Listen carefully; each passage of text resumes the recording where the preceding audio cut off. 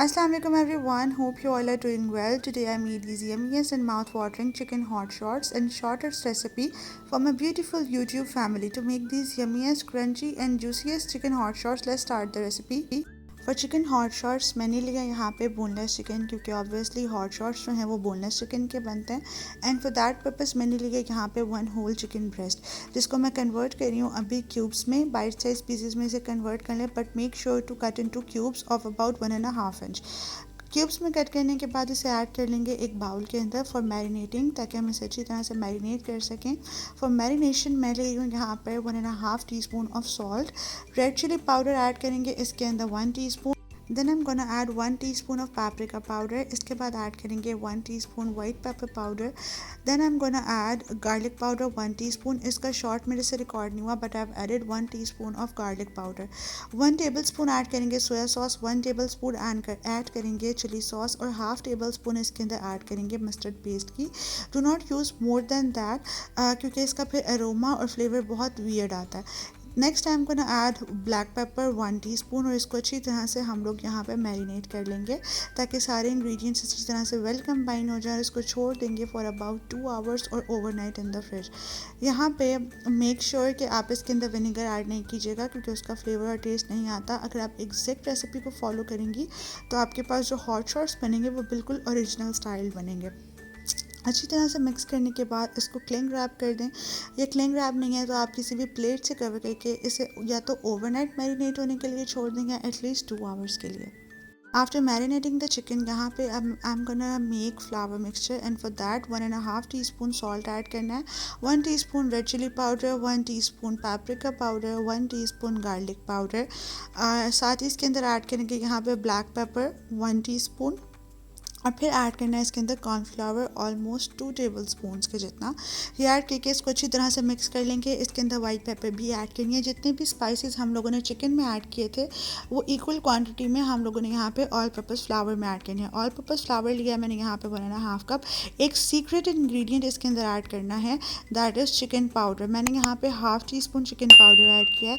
इसको ऐड करने के बाद आपका जो सारा मिक्सचर है और फ्लेवर है वो बिल्कुल as it is original hot shots आएगा. चिकन पाउडर इसके अंदर मस्ट ऐड करना है. इसको अच्छी तरह से मिक्स कर लें. मैंने इसके अंदर वाइट पेपर भी ऐड की है. ये है जी मेरे पास आफ्टर 2 आवर मैरिनेटेड चिकन. 2 घंटे हो गए हैं इसको. साथ ही यहाँ पे रख लेना है पानी. ये मैंने बिल्कुल टैप वाटर लिया. इसके अंदर मैंने कोई ठंडा पानी ऐड नहीं किया. चिकन के पीसेस ऐड करते जाएंगे इसके अंदर. एक टाइम पे आप एटलीस्ट 5 पीसीज जो हैं वो ऐड करें और इनको अच्छी तरह से आप इस तरह से दबा दबा के इनके ऊपर प्रेस करते हुए इनके ऊपर चिकन ऑल पर्पस फ्लावर का जो हमने मिक्सचर रेडी किया उसकी कोटिंग करते जाएं. मेक श्योर कि आपने सारे पीसेस को एक ही दफ़ा पे नहीं प्रेस करना, अलग अलग प्रेस करें ताकि हर चिकन के पीस के ऊपर प्रॉपर कोटिंग आए. तो ये है इसका जो सीक्रेट इंग्रेडिएंट है दैट इज़ चिकन पाउडर. अगर आप वो ऐड करेंगे तो उससे फ्लेवर बहुत इन्हांस होता है. ये चिकन को कोट करने के बाद मैदे के अंदर हम इसको डिप कर देंगे इन आवर वाटर. जो हमने टैप वाटर लिया उसके अंदर आप इसको डिप कर दें. डिप करने के बाद आप सारा चिकन एक दफ़ा इसके अंदर डिप कर दें और फिर 1 बाय 1 करके आप इसके अंदर अगेन जो हमारा ऑल पर्पस फ्लावर का मिक्सचर है उसके अंदर ऐड कर लें. ये आपने इसके कोई हार्ड एंड फास्ट रूल नहीं है कि आपने इसके लिए ठंडा पानी ही लेना है. आप इसके लिए रेगुलर टैप वाटर भी ले सकती हैं. बहुत ज़बरदस्त और ओरिजिनल रेसिपी है. इसके साथ जो फ्लेवर है जो टेस्ट है वो बिल्कुल एग्जैक्ट हॉट शॉट्स वाला ही आता है और बिल्कुल भी यकीन नहीं आता कि आपने बिल्कुल घर पे बनाया है. एंड समटाइम्स होता ही है कि अगर आप बहुत से लोगों की ये कंप्लेंट्स होती हैं कि हम अगर ये ट्राई करते हैं तो हमारा जो चिकन की कोटिंग बनती है वो बहुत ज़्यादा हार्ड होती है. क्रंची तो होती है लेकिन वो बहुत ज़्यादा हार्ड होती है. तो डू ट्राई दिस रेसिपी. इसके साथ आपकी जो कोटिंग है वो क्रंची तो बनेगी लेकिन हार्ड नहीं होगी.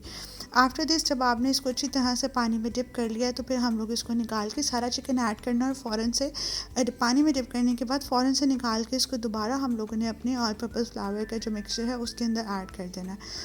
तो बहुत ज़्यादा इसकी जो कोटिंग है वो क्रंची बनती है बट वो सॉफ्ट बनती है. ऐसा नहीं होता कि वो बहुत ज़्यादा हार्ड होती है. तो बहुत ज़्यादा जूसी भी चिकन बनता है इसके साथ. तो इस रेसिपी को आपने ज़रूर ट्राई करना है इफ़ यू गाइस वांट कि आपको बिल्कुल इसका एग्जैक्ट और प्रॉपर जो है वो हॉट शॉट्स का टेस्ट है ओरिजिनल वाला. तो ये सारा चिकन इसके अंदर ऐड कर लेना. اور پھر ہم اگین جو ہے وہ اس کو اسی طرح سے کوٹ کریں گے پراپرلی. آپ نے کوٹنگ کے ٹائم پہ میک شیور کہ آپ ایک چکن کا جو پیس ہے اس کو ایک ٹائم پہ ایک کو ہی کوٹ کریں. آپ نے سارے چکن کو ہاتھ میں لے کے کوٹنگ کرنی نہیں اسٹارٹ کر دینی. ادروائز یہ ہوگا کہ جو دوسرے چکن کی کوٹنگ ہوگی وہ کہیں سے رہ جائے گی یا کوٹنگ اترنا اسٹارٹ ہو جائے گی، جو کہ ہم نے بالکل نہیں کرنا. ہمیں نہ تو چکن کی کوٹنگ اتارنی ہے، ہمیں چاہیے کہ ایک ایک پیس جو ہے وہ پراپرلی اور well quoted who. And for that آپ نے ایک ایک جو چکن کا پیس ہے اسے پراپرلی اچھی طرح سے کوٹ کرتے جانا ہے. جب آپ دیکھیں کہ اچھی طرح سے کوٹ ہو گئی ہے تو اس کو نکال کے آپ کسی بھی ایک جو کولنگ ریک ہوتے ہیں اس کے اوپر رکھنا اسٹارٹ کر دیں گے. یہاں پہ میں نے کولنگ ریک رکھ لیا تھا تاکہ جو نیچے وہ ایک نیٹ کا ہوتا ہے اس کے نیچے ایک ضرور کوئی اور چیز رکھ لیں تاکہ جو جتنا بھی ڈسٹ آف ہو وہ اتر جائے. تو یہ آپ نے مسٹ کر لینا. اگر آپ اسے کسی پلیٹ پہ رکھیں گی تو اس سے یہ ہوگا کہ جو ہم لوگوں نے کرمس بنائے ہیں اس کے وہ پلیٹ کی وجہ سے بالکل بیٹھ جائیں گے and we don't want that. So for that purpose آپ اسے اس طرح سے کسی کولنگ ریک پہ رکھ لیں یا پھر آپ کیا کریں اس کو فوراً سے ساتھ ساتھ ہی فرائی کرتی جائیں. میں اس کو پہلے کولنگ ریک پہ سارے ریڈی کر لوں گی، بنا کے سارے اس کے اوپر سیٹ کرتی جاؤں گی، پھر اس کے بعد میں اس کو فرائی کروں گی. کولنگ ریک جو ہے یہ رکھنے کے لیے یا اس طرح کی کوئی بھی نیٹ رکھنے سے یہ ہوتا ہے کہ اس کے کرمس خراب نہیں ہوتے کہ وہ بالکل بیٹھ نہیں جاتے، جو کہ پلیٹس میں اکثر ایسا ہوتا ہے. سو یا تو آپ ساتھ ساتھ ہی اس کو بنا کے فرائی کرتی جائیں یا پھر اس طرح سے اگر آپ نے سارے ایک ساتھ فرائی کرنے ہیں تو پھر پہلے آپ اس کو اس طرح سے کسی چیز کے اوپر رکھ لیں اور پھر اس کو فرائی کریں. اسی طرح سے میں سارے کے سارے جو چکن ہمارے ہاٹ شاٹس ہیں ان کو ریڈی کر لوں گی. یہاں پر ہمارے چکن ہاٹ شاٹس جو ہیں وہ میں نے سارے ریڈی کر لیے تھے. بائٹ سائز پیسز ہیں، اگر آپ اس سے بڑا پیس رکھنا چاہتی ہیں تو you guys can do that as well. ان کو فرائی کرنا ہے. یہاں پہ ایک بیچ میں فرائی کر چکی ہوں، یہاں پہ دس از مائی سیکنڈ بیچ. ایک چیز میں آپ کو یہاں پہ بتا دوں کہ میک شیور آپ اس کو بہت زیادہ گرم آئل میں فرائی نہیں کریں. ادروائز یہ ہوتا ہے کہ یہ میدا ہے اور وہ بہت زیادہ جلدی جو ہے وہ اپنا کلر چینج کر کے ڈارک براؤن کی طرف جانا اسٹارٹ ہو جاتا ہے. اگر آپ لوگ یہ چاہتی ہیں کہ جو آپ کے ہاٹ شاٹس ہیں تو وہ بالکل گولڈن کلر میں رہیں تو میک شیور کہ آپ اس کو بہت زیادہ ہائی فلیم پہ فرائی نہیں کریں. اس کو بس آپ نے میڈیم فلیم پہ فرائی کرنا ہے. یہ بہت زیادہ جو ہے وہ آئل جو ہے وہ بہت زیادہ گرم نہیں ہے یا فلیم جو ہے وہ زیادہ ہائی میں نے نہیں رکھی. آفٹر 1 اور 2 منٹ یہ ان کی کنڈیشن ہو جاتی ہے کہ ان کا آئل آپ کو اب اتنا اندازہ ہو رہا ہوگا کہ یہ کتنے زیادہ ہاٹ آئل میں ہے.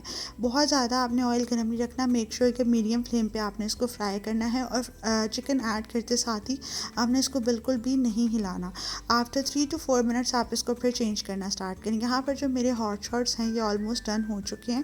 ان کو میں اب ڈش آؤٹ کرنا اسٹارٹ کر دوں گی. ایک بیچ میں نے آلریڈی بنا لیا تھا and this was my second بیچ. تو اس کو بھی ہم لوگ اب ڈش آؤٹ کرنا اسٹارٹ کرتے ہیں. بہت زیادہ ان کا جو کوٹنگ ہے وہ کرنچی بنتی ہے بٹ سافٹ بنتی ہے. یہ نہیں ہوتا کہ بہت زیادہ ہارڈ ہو جاتی ہے. کرنچی اچھا لگتا ہے بٹ ہارڈ والا جو کرنچی ہوتا ہے نا وہ بالکل بھی اچھا نہیں لگتا. سو اس کو آپ ڈش آؤٹ کر لیں گے. یہاں پر الحمدللہ our hot shots are done. آپ کو اس کی آواز سے اندازہ ہو گیا ہوگا کہ یہ کتنے زیادہ کرنچی اور یہ دیکھیں کتنے سافٹ بنتے ہیں. تو بہت زبردست ریسیپی ہے. اس کے کرمس بھی پرفیکٹ آتے ہیں. یہ کرنچی بھی بنتے ہیں بٹ سافٹ اینڈ جوسی بنتے ہیں. لیکن کرنچی میں یہ نہیں ہوتا کہ آپ کا جو کرنچ ہے وہ بہت زیادہ منہ میں چبھنے والا ہے. تو آئی ہوپ آپ کو ریسیپی بہت پسند آئی ہوگی. Do share your feed back in the comments blue. Thank you so much. Take care and اللہ حافظ.